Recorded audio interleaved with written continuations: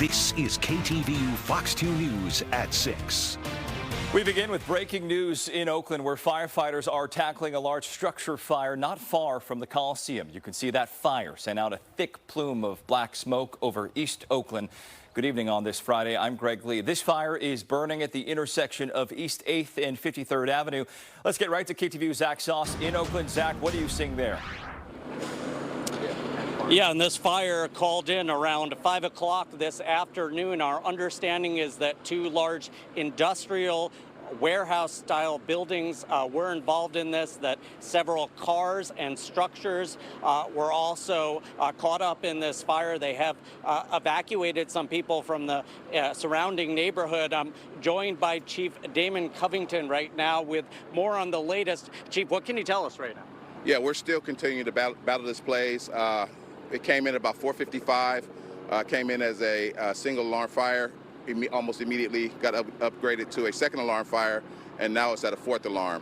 The crews have done an amazing job of keeping this. This easily could have been a 2 or 3 block radius fire had the crews not acted so quickly to get it under control. We're still working on it right now. Yeah, I mean, we saw the smoke for miles as we were approaching. Yeah. I understand that, do you have any understanding of what type of buildings these are that are involved right now? Yeah, I'll turn it over to Chief Jeddi, who was one of the first chief officers on scene, to give you a little bit more detail. Thank you, Chief. Yes. Chief Jeddi, yeah, we were just asking the Chief if he knew what was contained in these buildings. Copy. Yeah, when we pulled up on scene, the initial reports from an OPD officer who was talking to possibly one of the tenants, they noted that it's possibly a grow warehouse. This is a single-story large commercial building. Among residentials, we have two-story residential buildings on each side of it. And as you can see on my right, you have pallet storage over here. You have BART behind you. So it was a very complex fire. Crews immediately pulled the second and third and fourth. As of right now, we're still investigating as to what could be the cause of it. However, the initial reports were that it was possibly caused by a growth operation. And are we talking about an illegal grow house here? And what challenges might that pose for you? It's hard to say if they had license and if it's illegal or not. Definitely is a growth. The challenges can always be, first of all, because of the growth. It was the fire was moving quickly. The whole warehouse was gone by the time we pulled up on scene, which is not normal. On a bigger building like this, we have some time to recover. However, upon arrival, the whole warehouse was gone. At that point, what it became is we had to go defensive on the fire and concentrate on all the exposure buildings, which our members did a great job. None of the exposures, especially the residential ones. There is exposure on the B side, which is the left side of the building. That's possibly abandoned building that possibly fire got in that. However, the residential units, we did have RVs that caught on fire, multiple cars, power lines on the ground.